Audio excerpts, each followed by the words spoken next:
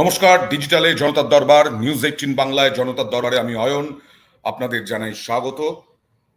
বাংলাদেশ নিয়েই আলোচনা করতে হচ্ছে, কারণ বাংলাদেশ যেহেতু এখন টালমাটাল শুধু নয়, বাংলাদেশ যে পরিস্থিতিতে থাকবে ভারতের ওপরে তার নেতিবাচক বা ইতিবাচক প্রভাব, সম্ভাবনা সবকিছুই। আর বাংলাদেশে যে ভারত বিদ্বেষ বাংলাদেশে বসে থেকে করবেন ওনারা, আর আমরা এখানে চুপচাপ বসে থাকবো তা তো হয় না। হ্যাঁ, আমরা প্রতিরক্ষা ক্ষেত্রে, আমরা বিদেশ মন্ত্রকের বা বিদেশ নীতির ক্ষেত্রে আমরা অনেকটাই চুপচাপ বসে আছি, কিন্তু ট্রাম্প শপথ নিয়েছেন, ট্রাম্প অনেক কিছু পদক্ষেপ করে ফেলেছেন। এই ট্রাম্পের চাপে বাংলাদেশের প্রধান উপদেষ্টা মোহাম্মদ ইউনূস বা ইউনূস সরকার কিনা, এটাই এখন লাখ টাকার প্রশ্ন। আমার সঙ্গে যারা বিশেষজ্ঞরা থাকবেন তাদের সঙ্গে আমরা এই নিয়ে আলোচনা করব। আমার সঙ্গে রয়েছেন প্রফেসর অধ্যাপক রাজনৈতিক বিশ্লেষক ঝন্টু বড়াইক এবং আমার সঙ্গে রয়েছেন সাংবাদিক সুমন ভট্টাচার্য। আমি দুজনের কাছেই আসব। একদিকে বাইরে ভেতরে প্রবল চাপ ইউনূসের। এবার এই বিরোধিতা বাড়ছে বলেই কি শেখ হাসিনা এর আগেও সরকারকে তোপ দেখেছিল,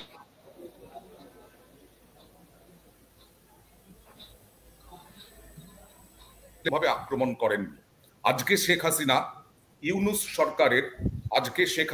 ইউনূসের সম্পত্তি কোথা থেকে এলো, এত কোটি কোটি টাকা কোথা থেকে উনি পেলেন, কত টাকায় কাজ করতেন গ্রামীণ ব্যাংকে, এই সব নিয়ে তোপ দাগলেন শেখ হাসিনা একটি অডিও বার্তায়। দেখুন, এত কিছু সে অর্জন করলো, কিন্তু যখন দেশের রাষ্ট্রভার দায়িত্ব নিল, এই রাষ্ট্র পরিচালনার দায়িত্ব নিয়ে চরম ব্যর্থতার পরিচয় দিয়েছে। তার ক্ষমতা লিপ্সাই না, তার অর্থ লিপ্সাটাও অনেক প্রবল। তার যে এত টাকা যা দেশে বিদেশে সে সমানে খরচ করছে, এই টাকাগুলি সে কোথায় পেল? গ্রামীণ ব্যাংকে চাকরি পায় ইউনূস 90 সালে। এমডি হিসেবে তার বেতন ছিল 6,000 টাকা। 2023 সালে ইউনূসের 3 ব্যাংকে যে টাকা, বিশেষ করে একটি ব্যাংক, সেখানে 118,27,76,308 কোটি টাকা ছিল। এই 118 কোটি টাকা তিনি কোথায় পেলেন?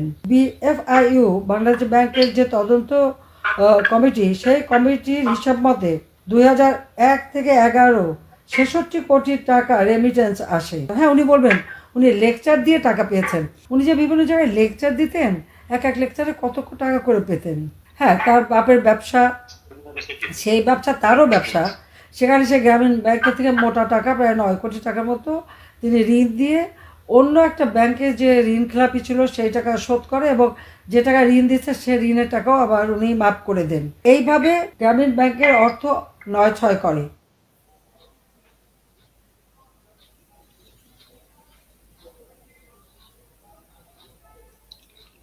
ঝন্টু বড়াইকের কাছে যেতে চাই প্রথমেই, কারণ আমার এই জনতার দরবারে এই প্রথম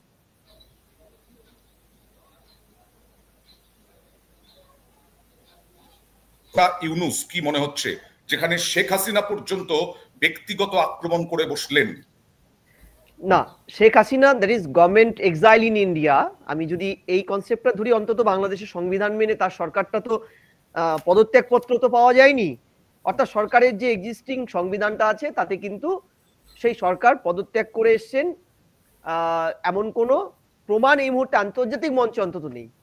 ফলে এই সরকার যারা ভারতবর্ষের থেকে তিনি চালাচ্ছেন বলে অন্তত তাদের সংবিধান বলছে, তিনি কিন্তু যে বাড়তি অক্সিজেনটা পেলেন, মানে আজকে যে হঠাৎ করে তিনি 180 ডিগ্রি অ্যাঙ্গেলে যে পুরোপুরি 1-to-1 কন্টাকে ইউনূসকে আক্রমণ করলেন, এটা কিন্তু একটা পলিটিক্যাল অক্সিজেনের পার্ট। দেখুন, 20 তারিখে ট্রাম্প প্রশাসনে বসছেন, ঠিক আগের থেকে কিন্তু ট্রাম্প প্রশাসনের একটার পর একটা বাংলাদেশের সেই অভ্যুত্থানের সাথে অনুষঙ্গ বা যুক্ত মার্কিন সেই পদাধিকারীদের সরানো শুরু করলেন তিনি। শুধু তাই নয়, ক্ষমতায় বসার পরে যে আর্থিক নিষেধাজ্ঞা, আমরা গতকালই এইরকম একটা আলোচনাতেই আমরা দেখছিলাম, বাংলাদেশের এক প্রতিনিধি খুব ভালো করে এটা করছিলেন, যেই মুহূর্তে মার্কিনেরা মানে মার্কিন যুক্তরাষ্ট্র বাংলাদেশকে দেখছে ভারতের নজর থেকে, অর্থাৎ মার্কিন বিদেশ নীতি পাঠটা কিন্তু ভারতের দৃষ্টিকোণ থেকে বাংলাদেশকে দেখার অ্যাসপেক্ট, যেখানে আপনি স্পষ্টত দেখতে পাচ্ছেন যে মার্কিন যুক্তরাষ্ট্রের যদি অ্যাসপেক্ট গুলোকে পাঁচটা লেয়ারে করছে যে মার্কিন যুক্তরাষ্ট্র ইন্দ্র প্রশান্ত মহাসাগরীয় যে কৌশলগত দৃষ্টিকোণটাকে ভালো করে দেখার চেষ্টা করছেন।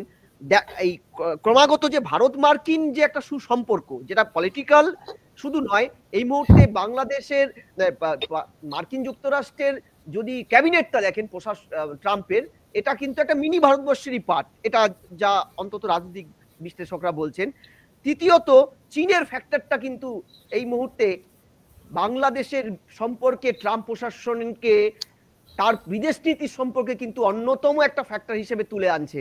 আর আঞ্চলিক নিয়ন্ত্রণ, ওই যে ভারসাম্যটা, তারপরে ইউনিসের সম্পর্কে যে ব্যক্তিগত একটা ক্ষোভ ট্রাম্পের, এই পাঁচটা পয়েন্টে কিন্তু বাংলাদেশের সাথে ট্রাম্পের এই যে বিদেশ নীতির তুল্যমূল্যটা দাঁড়িয়ে আছে। এবার তাকিয়ে দেখবেন এই যে কোয়াড, অকাশ, তারপরে ইমমেক, এই যে পার্টগুলোর মাধ্যমে যে আঞ্চলিক সমীকরণগুলো মার্কিনরা চাইছেন, তাতে কিন্তু বাংলাদেশের বর্তমান আভ্যন্তরীণ ডেমোক্রেসিটা, বিশেষ করে স্থিতাবস্থাটা কিন্তু ট্রাম্প প্রশাসনের কাছে একটা কিন্তু বড় ধরনের চ্যালেঞ্জ। এবং এটা যতদিন না সুদৃঢ় হবে, এই ধরনের কিন্তু নিষেধাজ্ঞা একটার পর একটা লাগু হবে, ক্রমাগত হতে থাকবে। নিষেধাজ্ঞা তো লাগু হয়েছে রোহিঙ্গাদের যে ক্যাম্প, সেই ক্যাম্পে কি চলছে না চলছে আমরা দেখাবো। রোহিঙ্গাদের যে টাকায় রোহিঙ্গাদের জন্য ব্যয় করত বাংলাদেশ সরকার, সেই টাকাটার অভাব একটা দেখা দেবে। কিন্তু সুমন দা, আমি হ্যাঁ না, এখানে কিন্তু শুধু কিন্তু রোহিঙ্গা নয়, রোহিঙ্গাদের ক্যাম্পে কি চলছে না চলছে একটা ব্রিটিশ রিপোর্ট বেরিয়েছে, আমি সেটাতে পরে আসবো, সেটা দেখাবো। তবে এই মুহূর্তে ওই স্যাংশনটার জন্য বাংলাদেশ কি বিপাকে পড়বে? আমেরিকা যেটা বন্ধ করেছে রোহিঙ্গাদের জন্য টাকাটা। অয়ন আমাকে প্রশ্ন করলেন? হ্যাঁ হ্যাঁ, দেখুন অয়ন, যেখান থেকে ঝন্টুবাবু শেষ করলেন, আমি যদি সেখান থেকে ধরবার চেষ্টা করি, সেটা হচ্ছে ডোনাল্ড ট্রাম্পের সঙ্গে মোহাম্মদ ইউনূসের ব্যক্তিগত সম্পর্কটা খুব ভালো নয়। এবং ডোনাল্ড ট্রাম্প মনে করেন সেটা 2016-তে উনি যখন প্রেসিডেন্ট নির্বাচনে জিতেছিলেন, তখনই উনি এটা মানে পরিষ্কার করে বলেছিলেন যে হিলারি ক্লিন্টনের যে ইলেকশন ক্যাম্পেইন, সেখানে মোহাম্মদ ইউনূস কত টাকা দিয়েছিলেন, তখনই উনি এই প্রশ্নটা তুলেছিলেন। এবার দেখুন, আন্তর্জাতিক রাজনীতি তো সবসময় একটা দাবা খেলার মতো, সেখানে অনেক রকম কিছু হতে থাকে। আপনি আমি যখন এই কথাটা আলোচনা করছি, অর্থাৎ আজকে 28শে জানুয়ারি, তার মধ্যে অনেকগুলো ঘটনা ঘটে গেছে। একটা হচ্ছে 20শে জানুয়ারি ডোনাল্ড ট্রাম্প ক্ষমতায় এসে গেছেন। 26শে জানুয়ারি ভারতবর্ষের প্রজাতন্ত্র দিবসে Indonesia, which is the largest Muslim country of the world, তার প্রেসিডেন্ট এসছেন। এবং তিনি এসে, যেটা ধরুন বাংলাদেশের মৌলবাদী শক্তিগুলি, আমি যদি একটু স্পেসিফিক্যালি মুসলিম মৌলবাদী শক্তিগুলি বলি, তারা যে অ্যান্টি ভারতীয় যে রেদরিকটা বাড়াচ্ছিল এবং সেটাকে যদি ধর্মকে ব্যবহার করছিল, তারা একটা কাউন্টার কমপ্লিট ন্যারেটিভ একটা পৃথিবীর সবচেয়ে বড় মুসলিম দেশের প্রেসিডেন্ট বলেছে। 1 2, আর একটা ইম্পর্টেন্ট জিনিস ঘটেছে, দেখুন, একটা তো হয় রেদরিক, আর একটা হচ্ছে আপনি কাজ কি করছেন। এটা ঝন্টুবাবু বলছেন, সেটাকে এক্সটেন্ড করি, বাংলাদেশের ওপরে একটা টেনশন আছে। আপনি যেহেতু রোহিঙ্গা শব্দটা উচ্চারণ করলেন, সেটা হচ্ছে মায়ানমারের যে জুনটা, তার সঙ্গে তার যে ওখানকার যে এথনিক আর্মি গ্রুপ, মানে আর্মড গ্রুপ, তাদের একটা কনস্ট্যান্ট কনফ্লিক্ট চলছে। আমরা খেয়াল রাখছি না যে এই যে মায়ানমারের যে এথনিক আর্মড গ্রুপগুলো, তাদের সঙ্গে ইন্ডিয়া এবং ইন্দোনেশিয়া একটা জয়েন্ট ডায়ালগ করছে। ইন্ডিয়া এবং ইন্দোনেশিয়া ডায়ালগ করার কারণ হচ্ছে যে Indonesia is a Muslim country আর India is the nearest strongest neighbour. তো এই যে মানে যখন আপনার একটা অক্ষপথে Donald Trump, Subianto, Narendra Modi, মানে এটা তো শুধু ব্যক্তি না, 3টে দেশ চলে আসে, তখন কি হয়, তখন আপনার জন্য পলিটিক্যালি ইউনূসের জন্য একটা মানে কি বলবো, অস্বস্তিকর বিষয় হয়। ইউনূস তার রেদরিকটা খুব দুর্ভাগ্যজনক, যিনি একজন নোবেল বিজয়ী অর্থনীতিবিদ, যিনি মার্কিন মানে ক্লিন্টন প্রশাসনের বা বলা উচিত ডেমোক্রেটিক প্রশাসনের এত সাহায্য পেয়েছিলেন, তিনি একটা মুসলিম ফান্ডামেন্টালিস্ট ফোর্সের উপরে বাংলাদেশে খেলাটা সাজাচ্ছিলেন। এবং তিনি বাংলাদেশে, যেখানে 16 কোটি জনগণের মধ্যে অবশ্যই 14 কোটি মুসলিম, তাদেরকে খেপাচ্ছিলেন এইটা বলে যে দেখো, আমি ভারতের প্রভুত্ব করতে চাই না, কারণ ভারতবর্ষ অমুক, ভারতবর্ষ তমুক। কিন্তু 14 কোটি মুসলমানের দেশ বাংলাদেশের পাশে দাঁড়িয়ে যদি মানে তার চাইতে অনেক বেশি জনসংখ্যার দেশ ইন্দোনেশিয়া বলে যে না, আমি ভারতের সঙ্গে সুসম্পর্ক রাখতে চাই, ভারতের সঙ্গে আমার আত্মিক যোগাযোগ, ভারতবর্ষের গান আমার ভাল লাগে, সংস্কৃত নাম আমার ভাল লাগে, দেন মানে ইউনূসের যে মুসলিম খেপানোর যে রেদরিকটা সেটা উইক হয়ে যায়। আজকের পৃথিবীতে দেখুন, মানে আপনি কোনো কিছু চেপে রাখতে পারেন না। সুবিয়ান্তর ওই বক্তৃতা ভাইরাল হয়ে গেছে যে আমার রক্তে ইন্ডিয়ান ডিএনএ রয়েছে। সুবিয়ান্তর ওই কথাটা যে আমি ইন্ডিয়ার গান শুনলে আমার নাচতে ইচ্ছে করে। তো পৃথিবীর সবচেয়ে পাওয়ারফুল, মানে বাংলাদেশের চাইতে ইন্দোনেশিয়ার পাওয়ার অনেক বেশি জিওগ্রাফিক্যালি, নিউমেরিক্যালি এবং স্ট্র্যাটেজিক্যালি। সেই মুসলিম দেশের প্রধান বলছেন যে আমি ভারতের সাথে সুসম্পর্ক রক্ষা করতে চাই, আমি সোপাং পোর্টটা ভারতকে দিয়ে দেব। সো দ্য এন্টায়ার যে মুসলিম রেদরিকটা ইউনূস সাজাচ্ছে সেটা সার্টেনলি সেটা স্ক্যাটার্ড করে রাখে। দ্বিতীয়ত যেটা শুধুমাত্র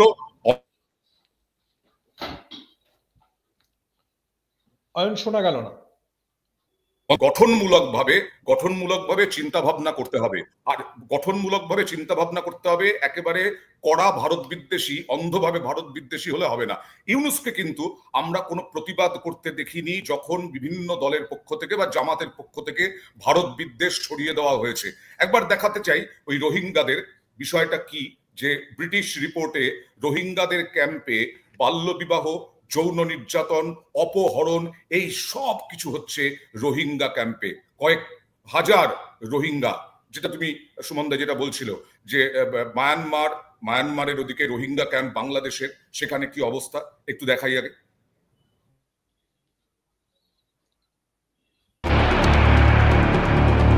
ছোট ছোট ঝুপড়ি, এগুলি বাংলাদেশে রোহিঙ্গা শরণার্থী শিবির।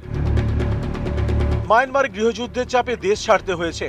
দলে দলে রোহিঙ্গারা সীমান্ত পেরিয়ে ঘাঁটি গেড়েছে বাংলাদেশে। তাদের ঠিকানা শরণার্থী শিবির, কিন্তু সেখানেও এক ভয়াবহ জীবন। ইংল্যান্ডের সংস্থার সমীক্ষা রিপোর্টে বিস্ফোরক তথ্য। রিপোর্টে বলা হয়েছে বাংলাদেশের রোহিঙ্গা ক্যাম্পে দিন দিন বাড়ছে লিঙ্গভিত্তিক নির্যাতন। মহিলাদের সফট টার্গেট করা হচ্ছে। অপহরণ, বাল্যবিবাহ, যৌন নির্যাতন, ধর্ষণ কিছুই বাদ যাচ্ছে না। অনেক সময় মহিলাদের জোর করে যৌনকর্মী হতে বাধ্য করা হচ্ছে। রোহিঙ্গাদের নিয়ে এই সমীক্ষা চালিয়েছে ইংল্যান্ডের সংস্থা অ্যাকসেপ্ট। বিশ্বের বিভিন্ন প্রান্তে সীমান্ত সমস্যা এবং এর ফলে তৈরি সংকটের জেরে যে সামাজিক প্রভাব, তাই নিয়ে এই সংস্থা সমীক্ষা চালায়। এই সংস্থা বাংলাদেশের রোহিঙ্গা ক্যাম্প নিয়েও সমীক্ষা করেছে। রোহিঙ্গাদের ঠিকানা ছিল মায়ানমারের রাখাইন প্রদেশ। সেই দেশে গৃহযুদ্ধ শুরু হলে রোহিঙ্গারা দেশ ছাড়তে বাধ্য হন, আশ্রয় খুঁজে পান বাংলাদেশে, কিন্তু তাতে রেহাই মেলেনি। সমীক্ষা রিপোর্টে বলা হয়েছে বাংলাদেশের রোহিঙ্গা ক্যাম্পগুলিতে অনেক গোষ্ঠী রয়েছে। রোহিঙ্গাদের মধ্যেই দ্বন্দ্ব আছে। দুই গোষ্ঠীর বিবাদে সবসময় মহিলাদের টার্গেট করা হয়। রোহিঙ্গা পুরুষরাও নির্যাতনের শিকার হচ্ছেন। যখন তখন তাদের যুদ্ধে নামানো হচ্ছে। মায়ানমারে এখনো অস্থিরতা রয়েছে। বাংলাদেশ সীমান্তের বিস্তীর্ণ এলাকা আরাকান আর্মির দখলে। রিপোর্টে দাবি করা হয়েছে কখনো আরাকান আর্মি, কখনো আবার মায়ানমার সেনার হয়ে তরুণ রোহিঙ্গাদের লড়াইয়ে নামতে হচ্ছে। বাংলাদেশের রোহিঙ্গা ক্যাম্প থেকেই তাদের নিয়ে যাওয়া হচ্ছে। কেউ কেউ প্রাণ হারাচ্ছেন, কেউ টাকা দিয়ে মুক্তি পাচ্ছেন। কোনো ক্যাম্পে রোহিঙ্গা যুবকের সংখ্যা কমলেই সেই ক্যাম্পের মহিলাদের উপর নির্যাতন বাড়ে বলে রিপোর্টে দাবি। এই ভয়ানক পরিস্থিতি থেকে মুক্তি দিতে রোহিঙ্গা ক্যাম্পে শিক্ষা এবং সংস্কৃতির উন্নতির মতো নানা দাওয়াই দিয়েছেন সমীক্ষকরা। কিন্তু সেই পথে কাটা টাকা, এত খরচ কে যোগাবে? মার্কিন অনুদানের বড় অংশ রোহিঙ্গাদের উন্নয়নে খরচ হতো। সম্প্রতি সেই অনুদান বন্ধ করে দিয়েছে আমেরিকা। বিশ্বের সব থেকে বেশি রোহিঙ্গা শরণার্থী বাংলাদেশে। এতে সে দেশের অর্থনীতির উপর চাপ বেড়েছে। এরই মাঝে আর্থিক অনুদান বন্ধ করে দিল আমেরিকা। এতে বড়সড় ধাক্কা খেয়েছে ঢাকা। নিউজ 18 বাংলা। অধ্যাপক ঝন্টু বড়াইকের কাছে যাব। এর আগেও ডোনাল্ড ট্রাম্পের মুখে শোনা গেছে যে হিন্দু বা সংখ্যালঘুদের ওপর নির্যাতন হচ্ছে। এবারও শোনা গেছে যে হিন্দু বা সংখ্যালঘুদের ওপর অত্যাচার হচ্ছে, যেটা একেবারেই রেয়াত করার নয়। সেই জায়গা থেকে কি মনে হচ্ছে ডোনাল্ড ট্রাম্প আরো বেশি কড়া হবেন এবং সেই জায়গা থেকে রোহিঙ্গাদের ওই ফান্ড বন্ধ করে দিলেন ডোনাল্ড ট্রাম্প, যাতে ইউনূস সরকারের উপর চাপ বাড়ানো যায়? না দেখুন অয়নবাবু, এটা আমাকে বলছেন প্রশ্নটা? হ্যাঁ। দেখুন, ভোটের ঠিক প্রাক মুহূর্তে সম্ভবত 2রা নভেম্বর তিনি যখন এই স্টেটমেন্টটা দিলেন, হিন্দু সংখ্যালঘু নির্যাতন হয়েছে, হিলারি সেই সময় যে বাইডেন প্রশাসন কার্যত নির্বাক দর্শক হিন্দুদের নিয়ে